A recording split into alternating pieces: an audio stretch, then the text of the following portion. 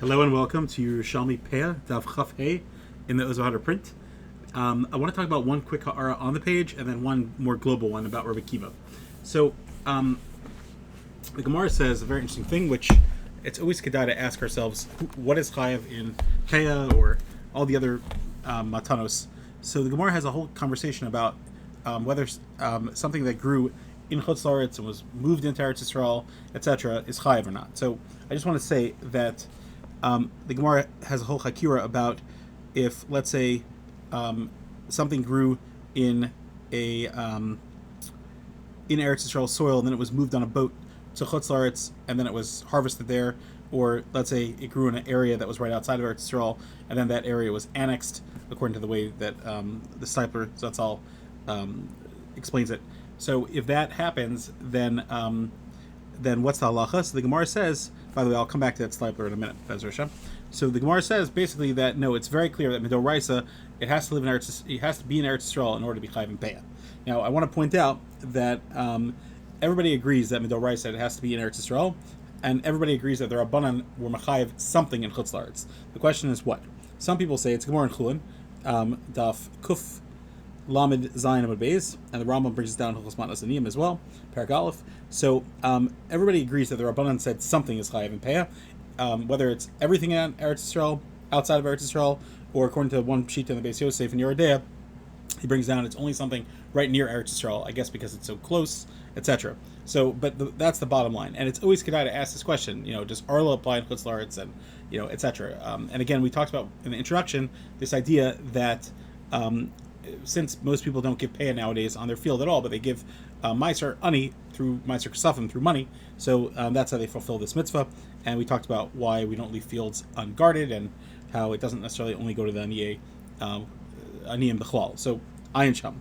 I want to just say something very fascinating. So where do we have the Gilyonos of Yisrael Yaakov Kanievsky, the Stipler Zatzal? We have it printed in the back of the Beer of Chaim Kanievsky on his Pirush on Yerushalmi. And here's the thing: if you look at the introduction, so the notes were put out, I believe, by Rav Chaim Kanievsky's son-in-law, and he said that his father-in-law told him, Rav Chaim said that you could put this out because it's kedai to publish the Stipler's Ha'aros in Yerushalmi. Now, so when you hear about the Chashivas that he talks about it, you would think that it's an entire sefer. The Kehilas Yaakov has very, very minuscule, I'm not saying they're not important, but very, very small Ha'aros throughout Yerushalmi. So, meaning the sefer is 99% Rav Chaim Kanievsky and all of his Ha'aros on Yerushalmi Keseder, which is phenomenal and important, and just literally explains the Bashab Shah and everything. And then you have the back of the sefer, these Ha'aros from Rav Chaim's father, the Stipler Zatzal. And again, you just see how much regard and respect he had towards his father. It's a phenomenal thing.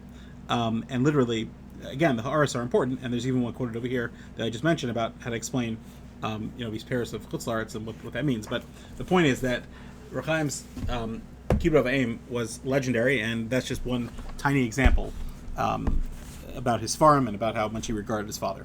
The Mishnah here quotes Rav Akiva. I want to bring down a couple of quick ha'aros about him. Rav Akiva was a very famous Tana in Eretz Yisrael and also lived in Bavel.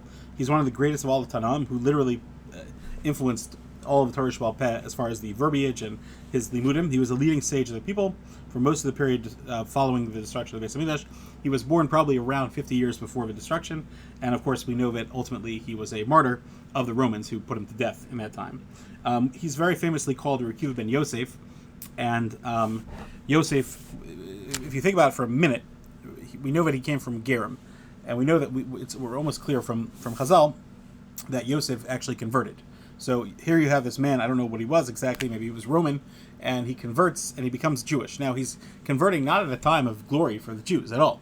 So clearly this Yosef had a tremendous intellectual honesty that he literally pulled himself up from becoming, living with the Jews who are living a life of, a guy and watching the oppressed Jews, and yet he converted.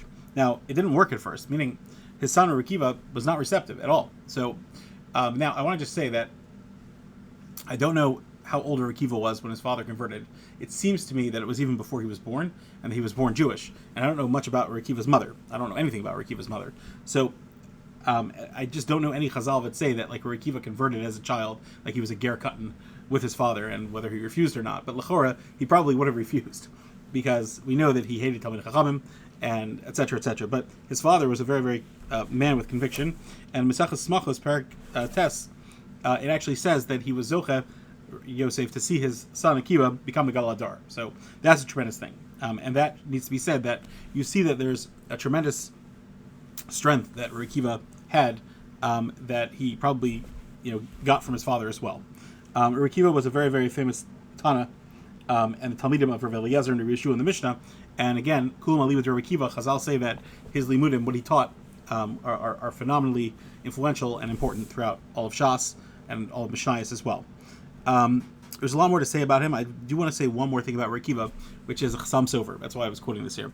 We talked about how Rav Akiva in the Bavli is spelled with a aleph, and how Rav Akiva in Yerushalmi is actually spelled with a hey. So Chasam Sofer says a very interesting thing. He says that Rav Akiva had a very, very difficult life, and he was tormented, and literally, eventually he was murdered as a martyr by the Romans, and so and he lived in poverty for much of his life. And his wife died on him, etc., etc. So the Chazam Sofer suggests that we know we're not supposed to name after somebody who went through tragic circumstances. Now, you could argue and say that he was a martyr and he had a long life and he was an older man. He was probably I don't recall exactly, but he seems to have been an older man when he was murdered by the Romans, and much of his life was all about Torah dedication. So that zechus is phenomenal. Now, there's one aspect of not naming after a tzaddik because it's a kitrug, which is a famous part from Rav Yaakov Kamenetsky Zatzal explaining the Sefer Hasidim, why the Sefer Hasidim says not to name anybody Yehuda, which was his name, and Shmuel. And it seems to be that he didn't want them to have a kitrug or extra pressure on them to become gedolim like their namesakes, Yehuda, the author of Sefer Hasidim, and his father, Ben Shmuel.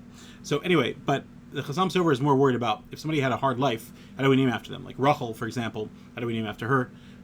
She died in child labor. She was 34, probably.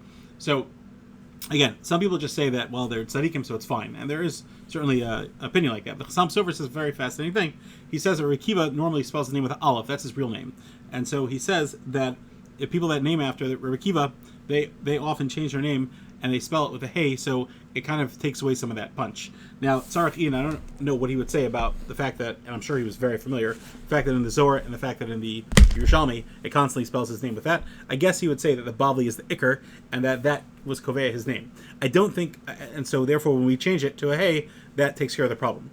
I don't think he would say, I was discussing with somebody, I don't think he would say that, well, the Bavli is the one that records his martyrdom, because it's not true. The Yerushalmi does too. And there's a lot of stories about Itzaris in both Bavli and Yerushalmi. Maybe there's more in the Bavli, but it doesn't matter. The fact is that that's his name. So anyway, that's what he says. Very interesting. And hopefully, Od Chazon L'Moed will have more to talk about this topic. Thanks so much for joining today.